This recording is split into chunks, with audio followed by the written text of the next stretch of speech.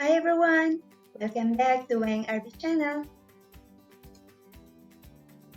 I'm Teacher Wang Borromeo and I love sharing knowledge and ideas with you. If you're determined to learn, no one can stop you, just like Zig Ziglar had said. Today, let's focus on the subject-verb agreement.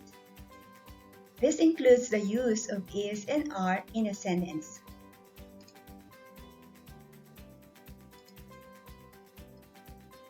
First, let's have a quick review. A complete sentence should have a subject and a predicate. The subject can be a noun or a pronoun. A noun is the name of something such as a person, animal, place, thing, quality, idea, or action. Pronoun takes the place of a noun. Examples are he, she, it, they, someone, who, etc. Predicate is a part of a sentence or clause containing a verb and stating something about the subject. So remember, a complete sentence should have a subject and a predicate, and the verb is usually the predicate or part of the predicate. Now let's focus on the subject-verb agreement. The use of is and are and the use of s on the subject and on the verb. Subject and verb must agree in number. So let's take a look at this golden rule. If there's a singular subject, it means the verb ends in s. Or we can use the verb is. Example, my mom respects me. So notice that mom is a singular subject. That is why the verb ends in s, respects. My mom respects me. Or we can say, by using the verb is, my mom is respectful. Got it? Let's go to the next. If there's a plural subject, then the verb does not end in s. Or we can use the verb are. Example, my mom and dad respect me. So notice that the subject is mom and dad, which is a plural, and respect does not end in s. So the verb does not end in s. So my mom and dad respect me. Using the verb are, we can say, my mom and dad are respectful. I hope you get that. Let's move on. To better understand this rule, let's discuss this further. First, singular subject does not end in s, but the verb ends in s. So something like they are opposite. The subject does not have an s, the verb has to end with s, right? And we can use the verb is. So let's take a look at this example. First, the girl reads a book every day. So you notice that the subject is girl, which is only one. That is why it does not end in s. And the verb is reads, which ends in s. So you notice that the subject does not end in s, but the verb ends in s.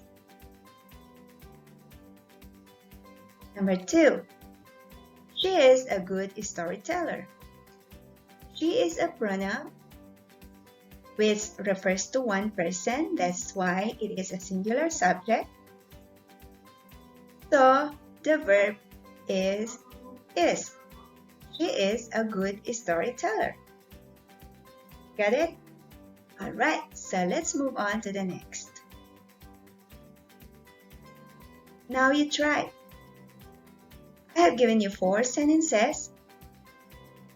Try to answer. Choose the correct answer on the verbs inside the parentheses. And then I'll be reading that for you while you are answering. Number 1. The dog chases the cat. Number 2. It is are really fun. Number 3. He thinks he is handsome. Number 4. Debbie always forgets her purse. Are you done? If you are finished, let's check your answer. Number 1. The answer is chases. You are correct. The dog chases the cat. Because we only have one subject, that is why our verb ends in S. Chases. Number 2. It is really fun. If your answer is, perfect. The pronoun it refers to one thing. So that is why your verb is. Great job. Number 3. He thinks he is handsome. The correct answer is thanks because the pronoun he refers to one only. That is why the verb ends in S. Number 4. Debbie always forgets her purse. If you get the answer forgets, that means you understand our discussion. Debbie is only one, so it's a singular subject. That is why the verb ends in S, forgets. Let's now move to the next one. Plural subject ends in S, but the verb does not end in S. And we can always use the verb are for plural subject. Let's have these examples. Number 1. The students read books every day. Students is our subject. It ends in S. That is why the verb does not end in S. So it's the subject that has an S, but the verb does not have. Okay? Number 2. They are fond of researching. They is a pronoun that refers to many persons. That is why our verb is are. They are fond of researching. Get it? Great job. Now you try. Choose the correct answer from the verbs inside the parentheses. And I'll be reading that for you while you are answering. Number 1. We goes to the gym together. Number 2. His sisters don't sees each other often. Number 3. Coffee, milk, and sugar are mixed to make a perfect blend. So are you done? Let's check your answer. If your answer for number 1 is go, you are correct. We go to the gym together. Because we is a pronoun that refers to more than one person, that is why the verb does not end in S. We go to the gym together. Number 2. His sisters don't see. So the answer should be see. The verb does not end in S because we have a plural subject. So the subject has an S. His sisters don't see each other often. Number 3. The correct answer should be are. Coffee, milk, and sugar are mixed to make a perfect blend. So it's more than one subject. That is why we use the verb are. I hope you got it. Let's move on. So 2 or more subjects connected by N.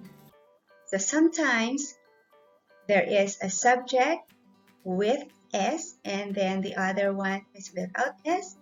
However, if they are connected with and, we use the verb are, or the plural verb is without S.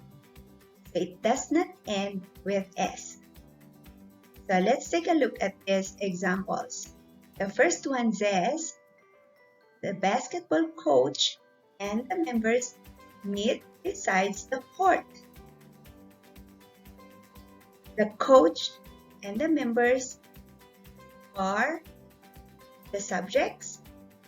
So look at that, coach.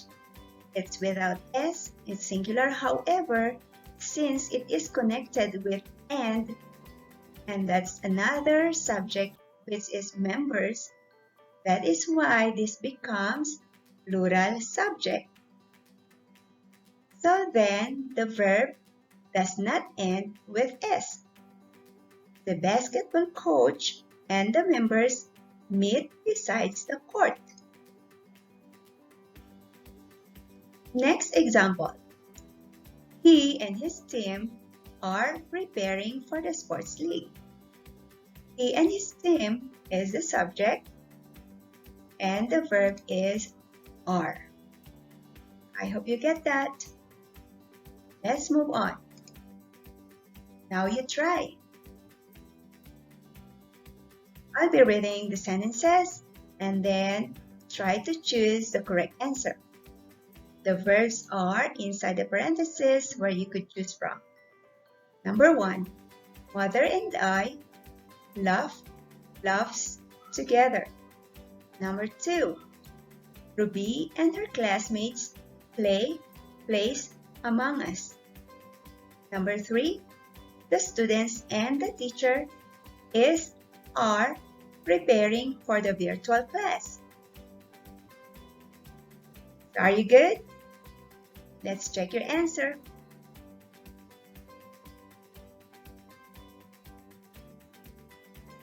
For the first one, if your answer is laugh, you are correct. Mother and the child, or mother and I, laugh together. Number 2, the answer should be play. Ruby and her classmates play among us, because we have plural subject, subjects that are connected with and. Number 3, the answer should be are. The students and the teacher are preparing for the virtual class, because we have the plural subjects. That is why we use the verb are. If you get all the correct answer, you are awesome. So let's move on. To summarize what we have learned today, remember all these things. First, singular subject or just one subject, use the verb is and use the singular verb that ends in S. Next, plural subjects, you use the verb are and the verb does not end in S. The same thing with number 3. 2 or more subjects connected by and, we use the verb are and the plural verb does not end in S. I hope that's clear. Last example. A picture is worth 1,000 words. If you think this video is helpful, please feel free to share. To get notifications and updates, please like and subscribe to my YouTube channel, Weng RB Channel. Stay tuned. Thank you and God bless. I really appreciate you watching this. Bye.